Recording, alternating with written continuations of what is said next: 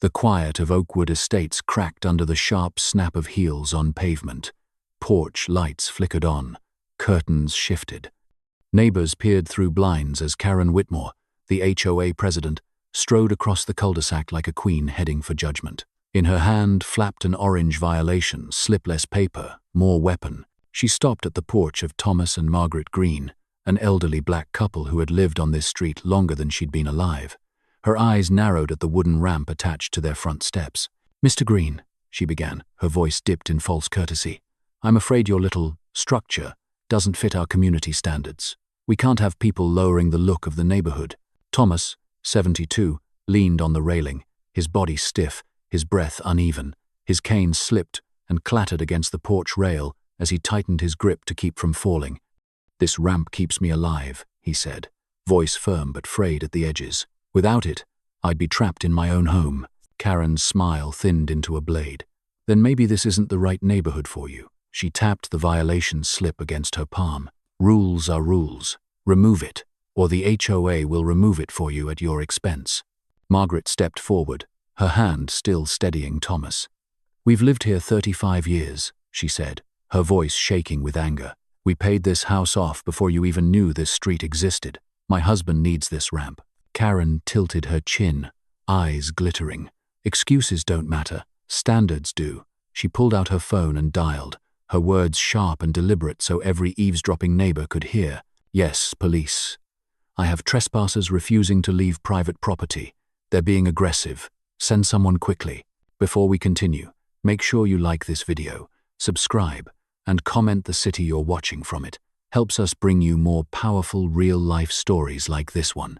A shadow moved behind a nearby curtain. Another phone lifted silently, its glow reflected in the glass. Still, no door opened, no voice rose. The cul-de-sac watched like an audience, silent, complicit. Thomas straightened as much as his body allowed, his knuckles white around the railing. "You don't get to decide if I belong here," he said, his voice trembling but unbroken. Karen angled the phone closer to her ear, savoring every word. "Yes, officers. They're still refusing to comply." Margaret's hand clenched the railing beside her husband's. She whispered, just loud enough to carry, "They're calling you a trespasser, in your own home." Thomas shook his head slowly, a lifetime of discipline tightening his jaw. "Let them come," he murmured. The hum of engines grew louder, filling the quiet street with dread. Sirens screamed, bouncing off manicured lawns and brick facades, washing the night in red and blue. The lights cut through the blinds of every window, painting the cul-de-sac in judgment. Karen turned, her expression folding into smug satisfaction. "Good. They'll settle this, once and for all." Margaret held Thomas's arm tighter, her eyes wide as the sirens drew near, swallowing the night. What Karen didn't know was that help was already on its way, and it wasn't the kind she expected.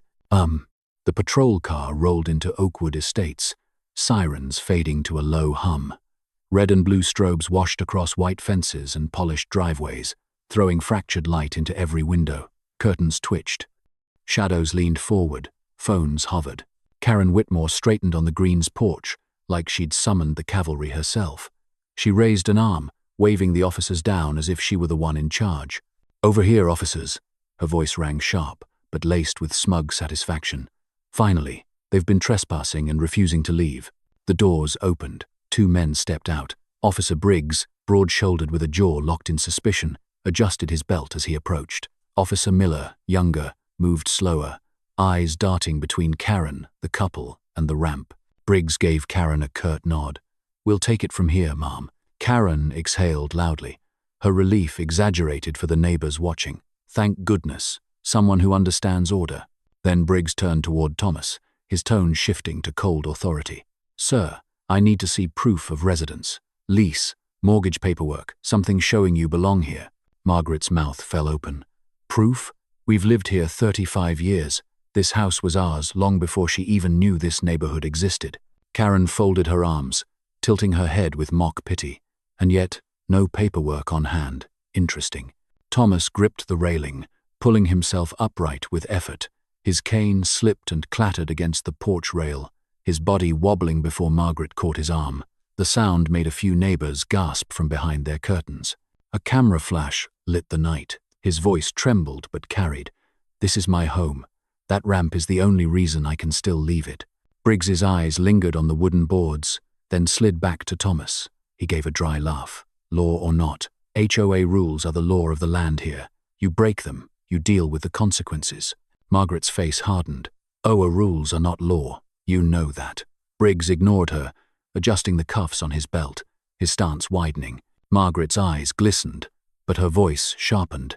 "Do you even hear yourself? My children took their first steps in this house.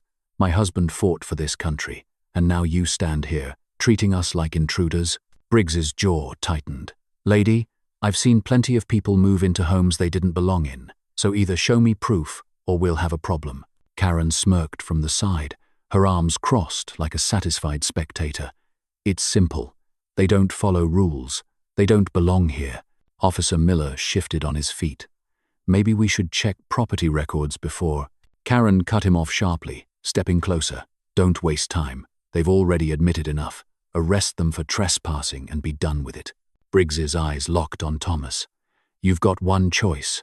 Leave this property on your own, or we remove you ourselves." Margaret clutched her husband's arm tighter. "Leave our home?" Her voice cracked. "This is our home. Our life is in these walls." Thomas lifted his chin, his breath shaky but his tone unbroken. "You want to call me a trespasser in the house I paid for? You want to drag me out in front of my neighbors? Then go ahead. But remember this moment, because you'll regret it." The cul-de-sac buzzed with hushed voices. One neighbor whispered through cracked blinds, "Don't get involved. You'll just get in trouble." Another muttered, "This doesn't look right." Still, no door opened. No one stepped out. Karen let a smile curl across her lips. Finally, order is being restored. Briggs pulled his cuffs free, steel glinting in the flashing lights. His voice was clipped, final. "That's enough talking. Comply now, or it's the cruiser." The hum of the patrol car filled the silence between his words.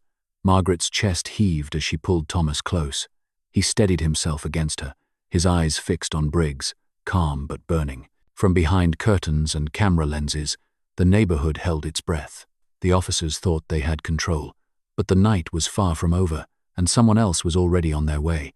The Greens' porch had become a stage, and the cul-de-sac an audience hidden behind curtains and glowing phone screens. The strobe of red and blue washed across brick and glass, every flash freezing the moment like a photograph.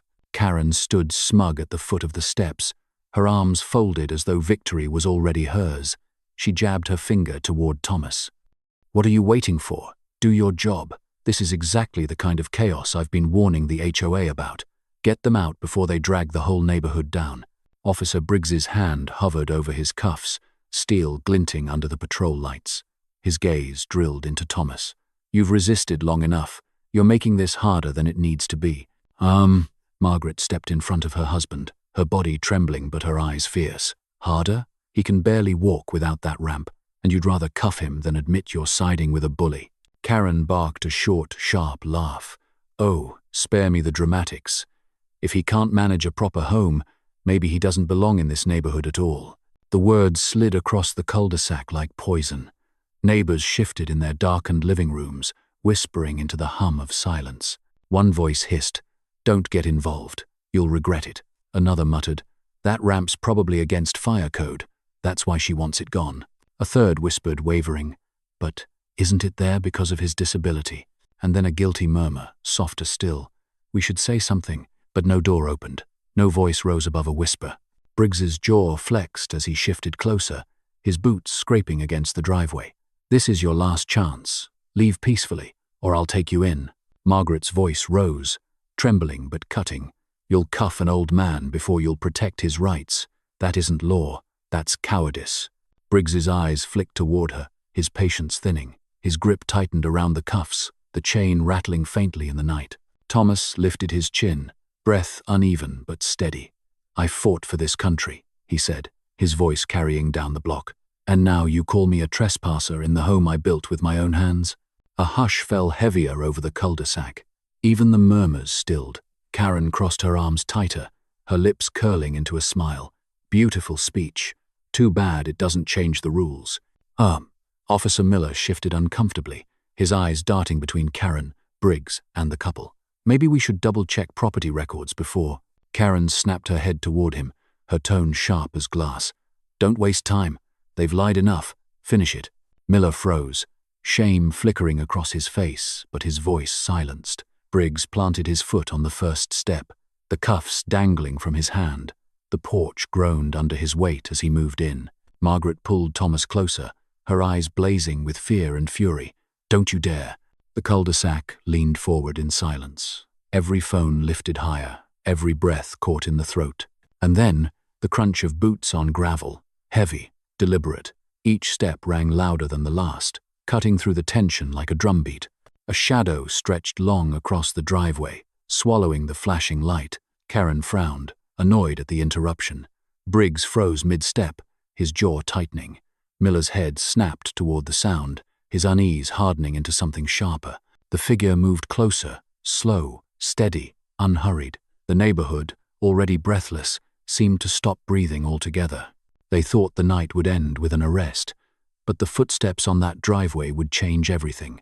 If this moment gave you chills, don't forget to subscribe and share this video. These stories need to be heard. The cul-de-sac held its breath as the crunch of boots on gravel drew closer. Each step landed with the weight of inevitability, echoing against the night. From behind curtains, neighbors leaned in tighter, phones lifted higher. A few whispered, almost in unison. Who is that? The porch lights caught the figure as he emerged from shadow. A crisp Marine Corps uniform, pressed and precise. Polished medals glinted against his chest like sparks, each one reflecting the blue and red patrol lights. Andre Green walked with the steady rhythm of a man who'd marched through war zones. His shoulders were broad, his stride calm, deliberate. He wasn't rushing, he didn't need to. Margaret's hand flew to her mouth. Relief cracked through her trembling voice. Andre? Karen blinked, then scoffed with a sharp laugh. Oh, perfect. Another one. What is this? A family reunion. She tilted her chin, her smile brittle. Uniform or not, this is my neighborhood. You don't scare me. Andre stopped at the bottom of the steps, his shadow cutting across Karen's face. His gaze swept the porch, his father pale but standing firm, his mother clutching his arm, the officers flanking them with cuffs ready. It does concern me, Andre said, his voice calm, clipped, carrying the weight of command. These are my parents, and you've already broken 3 laws tonight. Briggs froze halfway up the porch. The cuffs dangled in his grip, the chain rattling faintly. His jaw tightened, his stance stiffening. Miller shifted uneasily, guilt flickering in his young eyes. Karen let out a mocking snort, though her smile faltered for a heartbeat. 3 laws? Please. You can't just throw words around like you're in a courtroom. HOA rules stand here, not whatever acronyms you're tossing out. Andre took one slow step forward, boots steady against the concrete. You want to hear them? Karen rolled her eyes, trying to hold her ground. Go on then, entertain us. Andre's gaze cut to her, sharp and unflinching. First, he said, his voice rising enough for every hidden neighbor to hear, you tried to force the removal of a disability accommodation. That's a violation of the Americans with Disabilities Act. Karen's face twitched, but she forced a brittle laugh. Ada, you're reaching. Andre didn't blink. His eyes shifted to Briggs. Second, you attempted to detain my father on his own property without cause. That's unlawful detainment. Briggs bristled, his grip tightening on the cuffs. You think tossing legal terms at me changes anything? He snapped. This is enforcement. Don't lecture me about what's lawful. Andre stepped closer, his voice dropping low, each word deliberate. Enforcement without law is abuse. The silence stretched, heavy. Behind blinds, neighbors whispered, ADA law, unlawful detainment. Phones zoomed in, recording every word. Andre took the final step, standing tall on the porch now. The medals across his chest gleamed in the flashing lights, throwing glints across Karen's pale face. And third, he said, his tone cutting through the night like a blade, you harassed my parents in violation of the Fair Housing Act, another federal offense. The cul-de-sac rippled with murmurs. Fair housing? One voice whispered. He knows the law. Karen shook her head wildly, though her voice cracked with strain. This is nonsense. You can't just waltz in here spouting laws like you're some kind of hero. Andre leaned in just enough that his words carried like a command. I don't need to be a hero, because the entire neighborhood just watched you break those laws with their own eyes. A hush blanketed the street. Phones tilted higher, lenses capturing every angle. Briggs's stance wavered, but his jaw remained clenched. This doesn't make you right. HOA rules still apply. His voice was firmer than his eyes, which darted nervously between Andre's medals and the phones recording him. Miller shifted again, unable to mask his unease. Andre turned his gaze on both officers, steady as stone. So here's the question. Do you want to keep pushing, or do you want to dig yourselves deeper into a hole you can't climb out of? The silence pressed down, broken only by the faint crackle of the police radio at Briggs's hip. Karen's smirk had all but vanished. Her arms folded tighter, her voice thinner now. This isn't over. Andre's eyes didn't leave hers. No, it isn't. They thought the Greens were powerless, but with their son standing on that porch, the balance of power had shifted and the reckoning was only beginning. The porch was no longer Karen's stage.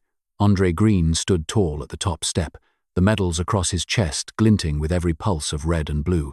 His presence filled the cul-de-sac like a wall, steady and immovable. Karen's smirk had shrunk into a thin, brittle line, but she clung to it anyway, arms folded like a shield. Briggs still gripped his cuffs, but his knuckles were whitening. The chain rattled faintly with each nervous twitch. Miller lingered at his side, shifting, eyes darting toward his own body cam. Andre's voice cut the night clean in half. Let's be crystal clear. His tone was clipped, commanding, every word precise. He raised his hand, ticking them off like charges in a courtroom. ADA, violation. He let the word hang, sharp as a gavel strike. Unlawful detainment. Violation. Another pause, heavy as steel. Fair housing protections. Violation. The neighbors murmured, repeating the words, as if testing them on their tongues. ADA, detainment. Fair housing. Phones tilted higher, lenses trained like spotlights on Karen and the officers. Karen snapped, her voice cracking under pressure.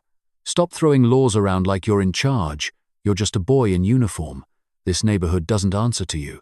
Andre turned his head slowly, locking eyes with her. His voice dropped, steady but carrying. No, this neighborhood answers to the law, something you've trampled tonight. Karen flinched but forced a brittle laugh, her words spilling fast, desperate. You don't get it. I built this community. Without me, it falls apart. Andre stepped closer, the porch creaking under his boots. His medals flashed in the lights, his shadow spilling across her face. You didn't build this community. You poisoned it, and everyone here knows it. The cul-de-sac rippled with whispers. He's right. She's finished. Briggs stiffened, his voice louder than his confidence. Enough. Uniform or not, you don't give the orders here. HOA rules still stand. Andre's eyes cut to him, sharp as a blade. HOA rules don't override federal law. You know it. I know it. And now the entire neighborhood knows it because they've got it all on camera. For the first time, Briggs's gaze shifted toward the windows, glowing with raised phones. A bead of sweat rolled down his temple. His grip on the cuffs loosened, but his pride clung tight. This doesn't change anything, he muttered, though his voice shook. Andre took one slow step closer, voice dropping lower, deliberate. It changes everything. Because the chief of police is going to see this footage, and when he asks why you sided with a woman breaking federal law on camera, what are you going to say? The words hit like a hammer. Briggs swallowed hard, his jaw locked, but his hand fell from the cuffs. The steel clinked against his belt as they swung back into place. Miller let out a breath he hadn't realized he was holding. He touched his body cam, his voice low but clear. He's right, Briggs. This is all on record. We push this any further, and it's not just on her, it's on us. Karen spun toward him, panic seeping into her tone. On us? You're supposed to protect me. Protect this neighborhood from people like them. Andre's gaze snapped back to her. His words came sharp, every syllable like a verdict. People like them? You mean my parents who worked for everything they own, who paid off this home before you ever set foot here? He leaned closer, voice dropping to a near whisper. They don't need protection from you. They need protection from people like you. Karen's face blanched. She opened her mouth, but only a broken sound came out. Her hands dropped from her chest, fingers twitching as if grasping for control that no longer existed. Briggs turned his eyes away, the fight gone from his shoulders. Miller looked down, shame pressing heavy on his face. The murmurs from the cul-de-sac grew louder now, bolder. He's backing down. She's done. It's over. Phones captured everything, the glow of recording screens cutting through the night like torches. Karen's last words sputtered from her lips, high-pitched, almost pleading. "This is my neighborhood, my neighborhood." Andre's answer was calm, final, unflinching. Not anymore. Silence crashed down, heavier than sirens. The neighborhood watched, recording every second of her unraveling. For the first time that night, Karen and the officers realized they weren't in control. The law was, and the whole neighborhood had witnessed their downfall. The battle on the porch was over, but its echoes lingered in every corner of Oakwood Estates. For years, Karen Whitmore had strutted through the neighborhood like she owned it. But now the weight of her arrogance pressed down like a storm no board meeting could contain. "I'd done." A week later, the HOA gathered in the clubhouse, a beige room, lined with folding chairs and fluorescent lights that buzzed faintly overhead. Usually, these meetings were half-empty, perfunctory. Tonight, every seat was filled. Neighbors who once whispered from behind blinds now came in person, faces tight, voices low, their phones still carrying the footage that had traveled across group chats and local news. Karen sat at the front table, stiff-backed, her lips pressed into a thin line. She tried to smile, but it looked painted on, brittle. A board member cleared his throat. "The motion on the floor is to remove Mrs.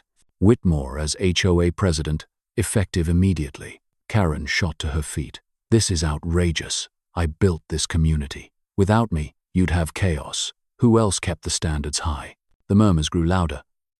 A woman from the back called out, "Standards don't mean trampling your neighbors." Another added, "We all saw the video, Karen. You crossed a line."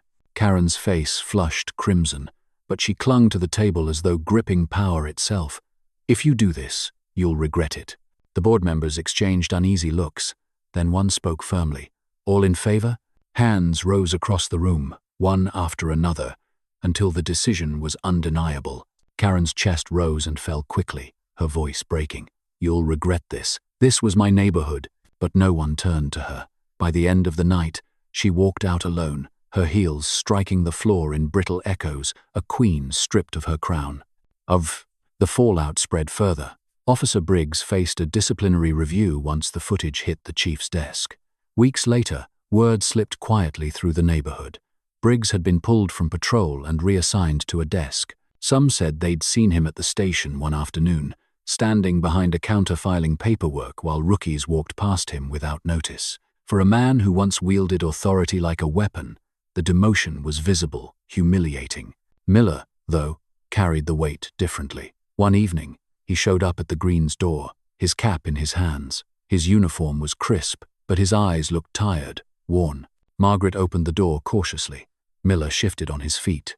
I should have spoken up that night," he said. His voice cracked, then steadied. "I thought keeping my head down was safer, but silence made me part of the problem. I failed you, and I'm sorry." Margaret studied him, her lips pressed tight.